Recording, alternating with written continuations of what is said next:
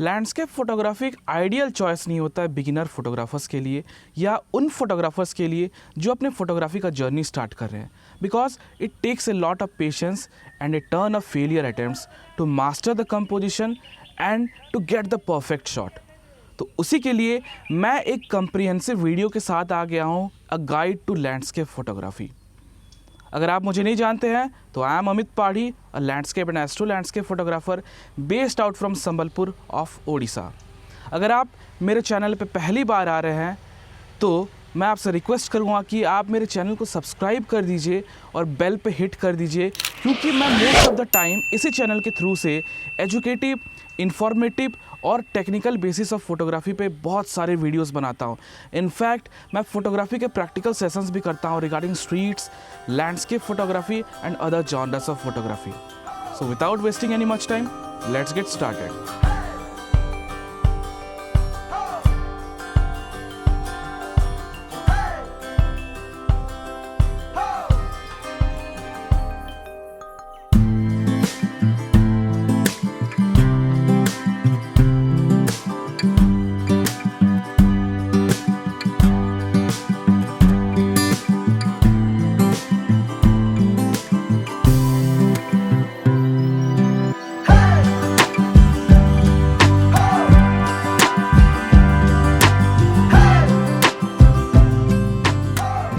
जैसे शूटिंग के लिए गन और एमोस का बहुत ही ज़रूरी होता है, फोटोग्राफी शूटिंग के लिए भी गन को in the form of a camera और एमोस के in the form of lenses कहा जाता है। तो चलिए पहले पॉइंट से स्टार्ट करते हैं, that is the camera and lenses. वैसे कैमरा के बारे में बताऊं तो मैंने बहुत सारे वीडियोस बना रखे हैं, मैं वीडियोस के एंड पे आपको लिंक दे दूंगा, आप जाके देख सकते हैं। लेकिन मेरा जो प्रेफरेंस रहता है बिगिनर के तौर पे, that should be either a crop sensor और अ फुल फ्रेम कैमरा, क्योंकि फुल फ्रेम के ऊपर जितने भी मीडियम फॉर्मेट है वो तो प्रोफेशनल भी अफोर्ड नहीं कर पाते हैं, तो बिगिनर्स के लिए दूर की बात है। तो ऐसे बहुत सारे पुराने जनरेशन के कैमरास होंगे जो फुल फ्रेम होंगे, आइदर उनको आप एक्वायर कर सकते हैं या फिर क्रॉप सेंसर के बिगिनर से लेके इंटरमीडिएट लेवल के कैमरास को हासिल कर सकते हैं आप। दोनों के रिजल्ट सफिशिएंट होते हैं, लेकिन अगर मुझे थोड़ा नॉलेज होगा फोटोग्राफी के ऊपर तो मैं हमेशा फुल फ्रेम पे चूज़ करूँगा, because of its extended dynamic range and low light capabilities. क्योंकि हम लैंडस्केप्स के लिए जब करते हैं तब हम लो लाइट पे भी करते हैं, डे लाइट पे भी करते हैं, लाइट सफिशिएंट होता है तब भी करते हैं, लाइट कम होता है तब भी करते हैं। तो हमें ऐसा कैमरा चाहिए जिसका लो लाइट परफॉर्मेंस भी अच्छा हो, डायनामिक रेंज भी अच्छा हो। हालांकि क्रॉप सेंसर्स के रिजल्ट्स भी आजकल बहुत ही अच्छे आ रहे हैं, तो अगर आप स्टार्ट करें तो क्रॉप सेंसर से यूज़ कर सकते हैं। जैसे कि मैंने एक क्रॉप सेंसर के ऊपर वीडियो भी बनाया था निकॉन Z30 के ऊपर, आप चाहें तो ऊपर जाके देख सकते हैं, मैं लिंक दे दूंगा। या फिर मैं जैसे अभी इस कैमरे निकॉन Z8 या Z6 II से जैसे शूट करता हूं, फुल फ्रेम कैमरास को लेके आप उससे भी शूट कर सकते हैं। ये दोनों का डिफरेंस इतना ही रहता है कि दोनों के सेंसर के जो साइज़ रहते हैं वो थोड़े अलग रहते हैं। से क्रॉप सेंसर का साइज़ ऑलमोस्ट 24x15 mm का रहता है और फुल फ्रेम का साइज़ जो है 36x24 mm का रहता है। तो आप सोच सकते हैं अगर जितना ज़्यादा बड़ा सेंसर का साइज होगा उतना इन्फॉर्मेशन कैप्चर करेगा, उतना लाइट कैप्चर करेगा, उतने डायनेमिक रेंज हाई रहेंगे। अब दूसरे पॉइंट पे जो आते हैं, दैट इज़ अबाउट लेंसेज।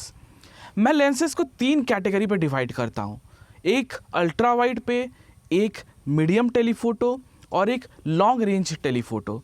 तो जैसे कि 24-70 या फिर क्रॉप सेंसर पे 18-55 या 16-50, ये जितने लेंसेज होते हैं इसको मैं कहता हूँ द बोरिंग या द कैजुअल लेंस। ये हालांकि हर फील्ड ऑफ फोटोग्राफी में होना ज़रूरी है, और शायद आपको ये 24-70 वाला रेंज अगर रहता है तो आप कोई काइंड ऑफ फोटोग्राफी को शूट कर सकते हैं। लेकिन लैंडस्केप्स पे चाहिए होता है 2 ज़्यादा, जो मैं ज़्यादा यूज़ करता हूँ या फिर कोई अलग लैंडस्केप फोटोग्राफर भी यूज़ करता है, जिसे कहते हैं हम अल्ट्रा वाइड लेंस या फिर लॉन्ग रेंज टेलीफोटो। तो पहले बात करते हैं हम अल्ट्रा वाइड पे। मैं अब 24-70 को एक बुरा लेंस बिल्कुल भी नहीं कहूँगा, ये लेंस बहुत अच्छा है, लेकिन कई कई जगह पे जहाँ पर वाइडर लैंडस्केप्स होते हैं, जहाँ पर फोरग्राउंड अच्छे होते हैं और हमें वाइडर पर्सपेक्टिव चाहिए होता है, तब वहाँ पर ये काम नहीं आते हैं। और जहाँ पर हमें ज़्यादा लॉन्ग रेंज चाहिए होता है, से एक माउंटेन्स का लेना है तो 70 भी कम पड़ जाता है, तब हमें चाहिए होता है 200 mm, 400 mm, 500 mm। तो इसके लिए 24-70 को या फिर 18-55 को क्रॉप सेंसर के लिए मैं ऐड नहीं करूँगा। तो पहले चलते हैं, बात करते हैं वो अल्ट्रा वाइड लेंसेज पे। अल्ट्रा वाइड लेंसेज जो रहते हैं वो कंप्राइज करते हैं जैसे कि 16 to 35, 15 to 30, निकॉन के lenses 14 to 24, in fact 12 mm fisheye या 10 mm फिशआई या फिर सोनी के 12 to 24 mm जैसे लेंसेज पे भी। इसका फ़ायदा ये रहता है क्योंकि ये एक डिस्टॉर्शन इफेक्ट देता है, मतलब आपका इतना वाइडर पर्सपेक्टिव कर देता है कि फोरग्राउंड से लेके बैकग्राउंड तक सब कुछ क्लियरली विजिबल रहते हैं। और क्लोज रेंज के जितने भी, जैसे कि फॉर एग्जांपल आप फोटोज़ देख पा रहे होंगे, अगर सामने पे अच्छा फोरग्राउंड है और डिटेल्स या टेक्सचर ज़्यादा है तब हम अल्ट्रा वाइड लेंसेज यूज़ कर सकते हैं। अब दूसरा बात करते हैं जो कि लॉन्ग रेंज टेलीफोटो, वो एक कंप्रेशन इफेक्ट देता है जैसे कि 70 to 200 या फिर 200 to 500 mm, या फिर स्केलिंग दिखाने के लिए कि साइज़ एक माउंटेन के सामने एक छोटा सा बोट कितना छोटा लग सकता है, उसका साइज या हाइट या डेप्थ या स्केल दिखाने के लिए भी हम यूज़ करते हैं, जैसे कि मैं अभी का फ़ोटो दिखा रहा हूँगा, आप देख सकते होंगे। तो मोस्टली अगर आपके पास एक 12 mm से लेके 500 mm तक रेंज है तो आपको बहुत अच्छा हो सकता है। अगर आप क्रॉप सेंसर यूज़ करते हैं, इसके लिए बहुत सुविधा कर दिया है, जैसे कि निकॉन का गियर का 12 to 24 mm का एक लेंस है जो कि अल्ट्रा वाइड लेंस है, और 55 to 300 का mm का भी एक लेंस आता है जो कि किट लेंस के तौर पे आता है। अगर आप वो दोनों लेंस भी रख देते हैं आपका लैंडस्केप कंप्लीट हो जाएगा। मैं बात नहीं कर रहा हूँ लो लाइट के लिए, अगर एस्ट्रोस करते हैं तो हमें थोड़ा एक्सपेंसिव 2.8 अपर्चर वाले लेंसेस लेने पड़ेंगे, जो कि मैं आपको आगे भी बताऊँगा। अब आपके पास कैमरा और लेंस हो गया है, अदर एसेसरीज़ भी हैं जो आपको बाद में बताऊंगा मैं, लेकिन उससे पहले आपको सेटिंग्स के बारे में जानना पड़ता है। तो चलिए बात करते हैं कैमरा सेटिंग्स के ऊपर। तो कैमरा सेटिंग्स ये सब्जेक्टिव है, अगर मैं एस्ट्रो कर रहा हूँ तो शायद मेरा अपर्चर मुझे वाइडर रखना पड़ेगा, लेकिन मैं अगर डे लाइट लैंडस्केप कर रहा हूँ तो मुझे f8 से लेके f11 या f16 तक भी रखना पड़ेगा। हर लेंस के एक अच्छे स्वीट स्पॉट होते हैं जहाँ पर उसको सबसे ज़्यादा शार्पनेस मिलता है।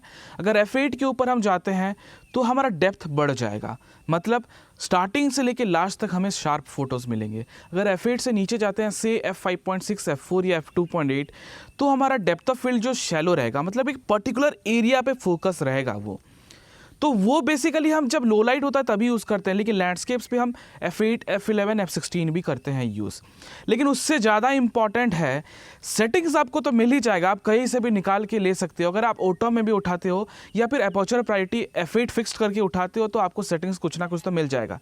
लेकिन सबसे इंपॉर्टेंट जो रहता है प्रॉपर एक्सपोजर कैसा होगा उसको हम कैसे जानेंगे, क्योंकि जो कैमरा का एक्सपोजर रीडिंग बताता है मीटर, राइट की तरफ प्लस या लेफ्ट की तरफ माइनस और मिडिल पे 0 बताता है, वहाँ पर कभी कभी वो फॉल्स रीडिंग बताता है और उसके हिसाब से जाएंगे तो कभी कभी आपको अंडर एक्सपोज्ड बहुत मिल जाएंगे जहाँ पर ब्लैक्स क्रश कर गया होगा, या फिर कभी कभी वो ओवरऑल एक्सपोजर को लेके एक बार हाइलाइट्स को ज़्यादा बता देता है, तो कभी कभी हाइलाइट्स भी ज़्यादा हो जाता है, तो वो फॉल्स या फेक रीडिंग भी कभी कभी बताता है।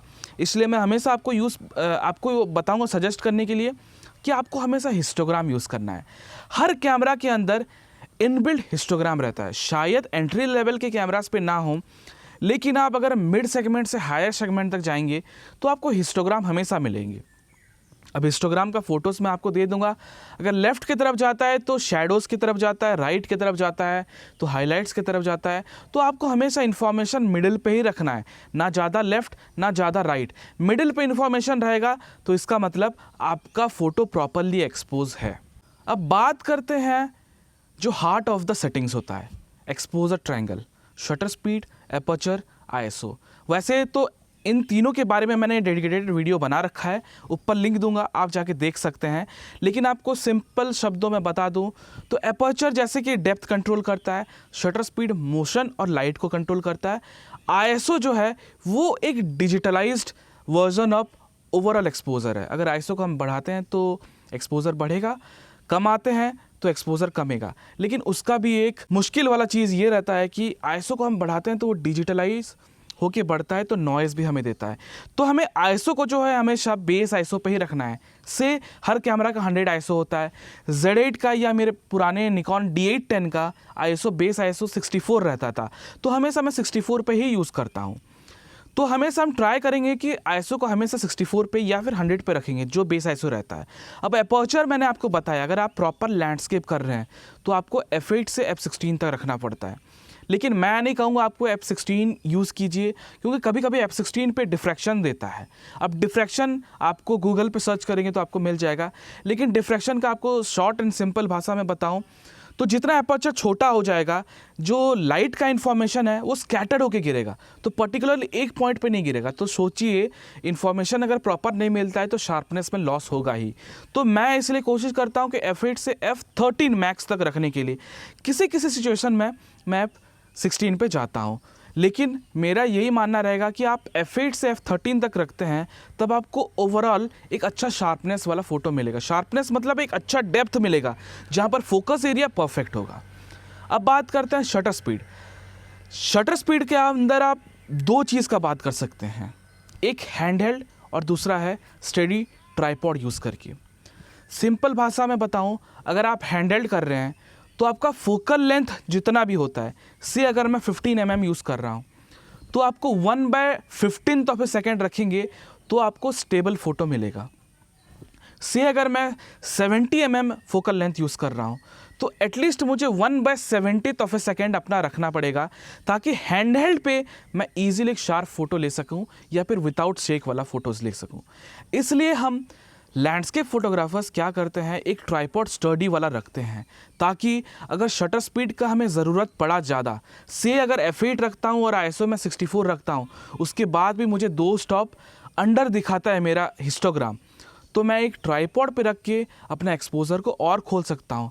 1/15 से 1/5, 1/2, इनफैक्ट 1 सेकेंड या 30 सेकेंड्स तक एक्सपोजर मैं ले सकता हूँ, ताकि मुझे एक ब्लर फ्री इमेजेस मिले आफ्टर यूजिंग द ट्राइपॉड और एक प्रॉपर एक्सपोजर फोटो मिले।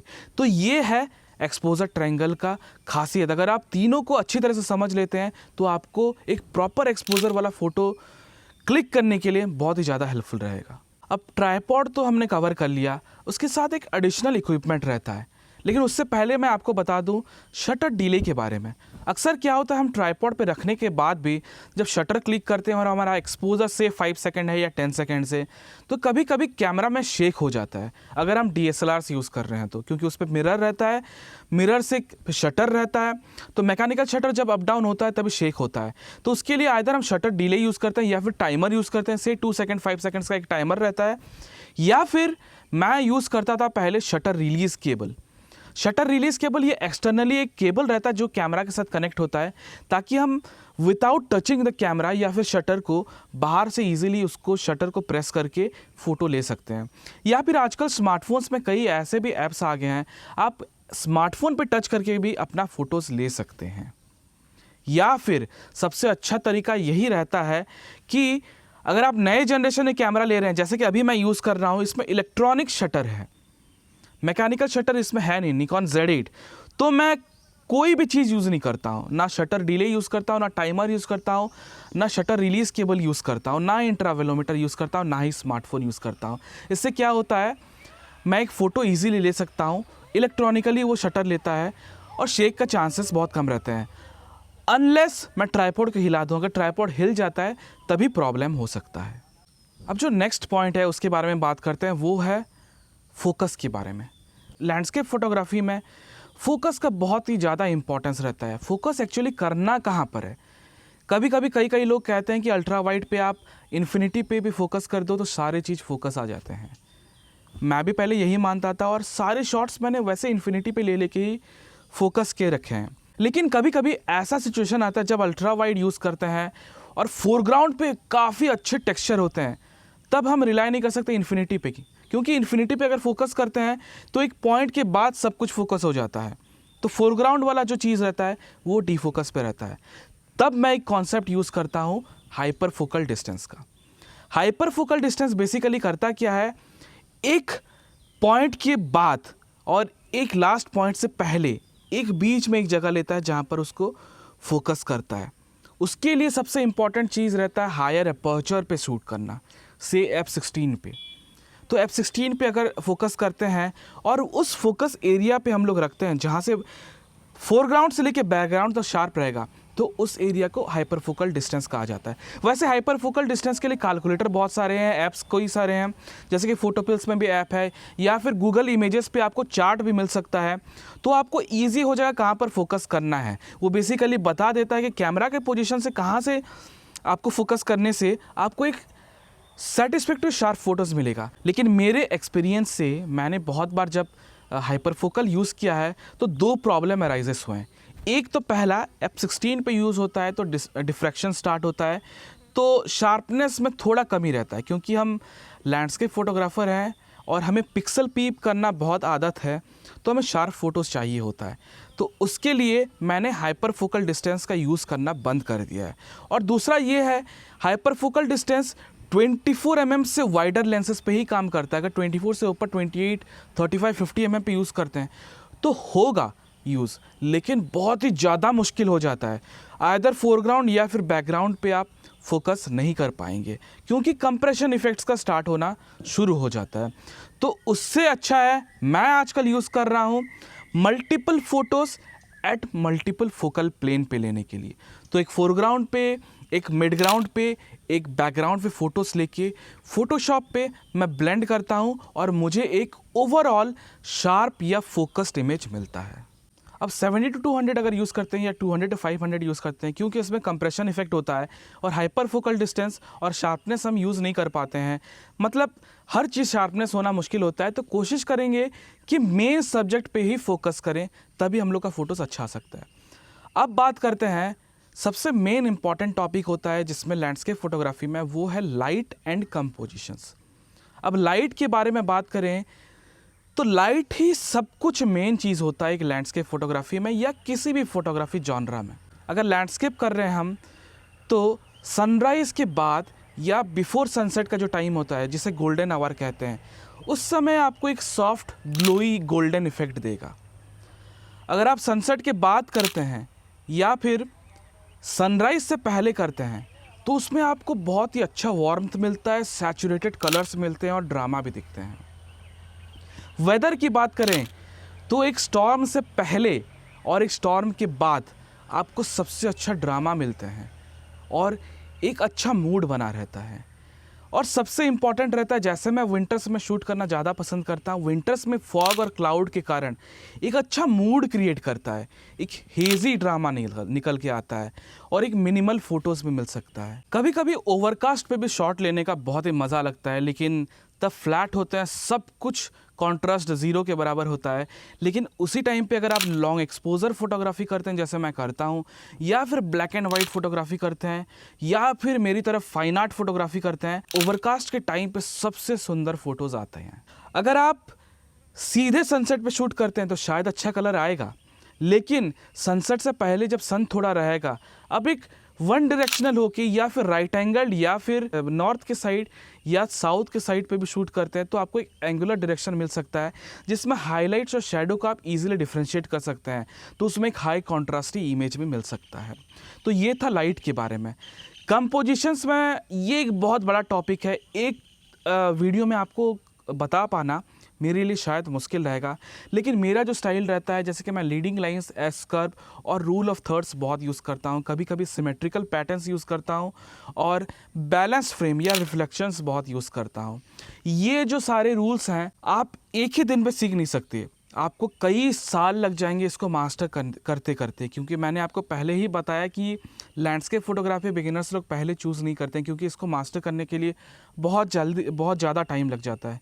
लेकिन ऐसा भी नहीं है कि ये पॉसिबल नहीं होता है। अगर आपको इंटरेस्ट है लैंडस्केप फोटोग्राफी पे, रेगुलर बेसिस पे अगर आप प्रैक्टिस करते हैं, तो आपका कंपोजिशन और सीन को देखने का नज़रिया भी बदल जाएगा और आपके बहुत सारे अच्छे सारे शॉट्स भी मिलने लगेंगे। अब फाइनल पॉइंट पे आते हैं, that is about post production या पोस्ट प्रोसेसिंग। पोस्ट प्रोसेसिंग एक सब्जेक्टिव टेस्ट है, बिना पोस्ट प्रोसेसिंग के भी आप अच्छे फ़ोटोज़ निकाल सकते हैं, लेकिन जो एक एक्स्ट्रा टच देता है वो पोस्ट प्रोडक्शन के बदौलत ही देता है। अब मेरा टेस्ट ये है कि मैं अपने फ़ोटोज़ में थोड़े ऑरेंज या मैजेंटास रखना पसंद करता हूँ। कई लोग ऐसे हैं जो कि प्रॉपर एक्सपोजर और प्रॉपर बेस्ट वाइट बैलेंस पे ही, जो सबसे परफेक्ट वाइट बैलेंस होता है, उस पे शॉट लेने के लिए, और कई कई लोग ऐसे भी होते हैं ओवर सैचुरेटेड या फिर डी सैचुरेटेड, उनके पोस्ट प्रोडक्शन का स्टाइल बन जाता है। या फिर आजकल की मूवीज़ की तरह कलर ग्रेड करके ऑरेंज और टील जैसे, या फिर मोनोटोनस या फिर एनालॉगस कम्प्लीमेंट्री थ्योरीज या स्प्लिट थ्योरीज के जैसे यूज़ करके भी, जो कलर थ्योरीज होते हैं उनको यूज़ करके भी अपने फ़ोटोज़ को शानदार बना देते हैं। लेकिन इसका मतलब ये भी नहीं है कि आप बिना पोस्ट प्रोडक्शन किए आपके फ़ोटोज़ अच्छे निकल सकते हैं। अगर आप बिगिनर हैं तो मैं आपको सजेस्ट यही करूँगा कि आप अभी से ही पोस्ट प्रोडक्शन करना स्टार्ट मत कीजिए। पहले फ़ोटोज़ उठाइए, अच्छे कंपोजिशनली स्ट्रॉन्ग फ़ोटोज़ लाइए, अच्छे लाइट वाले प्रॉपर एक्सपोजर वाले फ़ोटोज़ लाइए, non shaky and overall sharpen photos लाइए। उसके बाद अपने नॉलेज को बढ़ाइए through books and through YouTube videos कि कैसे कलर ग्रेड करते हैं या कैसे पोस्ट प्रोडक्शन करते हैं। और पोस्ट प्रोडक्शन का एक आपको सबसे डेंजर चीज़ भी यही बताता हूँ कि कुछ लोग पोस्ट प्रोडक्शन बहुत ज़्यादा कर देते हैं जिससे फ़ोटोज़ बर्बाद भी हो जाते हैं। आए दिन मुझे हर कोई टैग मारता रहता है मुझे इंस्टाग्राम पे और फ़ोटोज़ लाइक करने के लिए कहते हैं या फिर शेयर करने के लिए कहते हैं, लेकिन उन फ़ोटोज़ को मुझे देखना भी पसंद नहीं रहता क्योंकि वो आँखों को इतने चुभते हैं, इतने हाईली सैचुरेटेड और इतने फॉल्स कलर्स रहते हैं, तो उनको देखना भी मुझे पसंद नहीं रहता है। और कई बार ऐसे रहते हैं कि बहुत अच्छे photographers due to over post production only photos को बर्बाद भी कर देते हैं। तो आपको मेरा सजेशन यही रहेगा कि आप धीरे धीरे पोस्ट प्रोडक्शन को सीखिए और इन कोर्स ऑफ टाइम आपको सब चीज़ों का आपको आइडिया भी हो जाएगा अबाउट पोस्ट प्रोडक्शन। तो ये था एक छोटा सा video about the guide to landscape photography beginners लोगों के लिए बेसिकली। वैसे इंटरमीडिएट भी देखते हैं तो उनको भी मेरे हर बात से सहमति होगी ही कि जो मैंने पॉइंट्स आपको बताया है। लेकिन ये जो मैंने पॉइंट्स आपके साथ शेयर किया है इसको आप दिमाग पे रख के अगर प्रैक्टिस करेंगे रेगुलर बेसिस पे लैंडस्केप फोटोग्राफी, तो मैं आपको श्योरिटी के साथ कह सकता हूँ 1 से 1.5 साल के अंदर आपका फोटोग्राफी का लेवल यहाँ से यहाँ तक पक्का बढ़ जाएगा। खैर आप बताइए कमेंट सेक्शन पे आज का वीडियो कैसा लगा। ये मैंने जो इन्फॉर्मेशन जो शेयर किया आपके साथ, ये कैसे थे, आपको हेल्पफुल रहा कि नहीं। और जो देख रहे हैं आप, जब भी देख रहे हैं, चाहे आज देख रहे हैं या सालों बाद देख रहे हैं या जब भी देख रहे हैं, ये वीडियो अगर यूट्यूब पुश करता है तो क्या आपको हेल्पफुल रह रहा है और मेरे पॉइंट्स को कंसिडर करके आपको हेल्पफुल हो रहा है या नहीं, आप कमेंट सेक्शन में बताइए। अगर आप फिर से मैं आपको रिक्वेस्ट करूँगा, आप मेरे चैनल को सब्सक्राइब नहीं किए हैं तो please do subscribe and hit the bell button, और जितना शेयर हो सके शेयर कीजिए। सो बस आपसे अलविदा लेना चाहूँगा, फिर से आऊँगा एक और नए वीडियो के साथ। It's your lemon photographer Amit signing off and take care.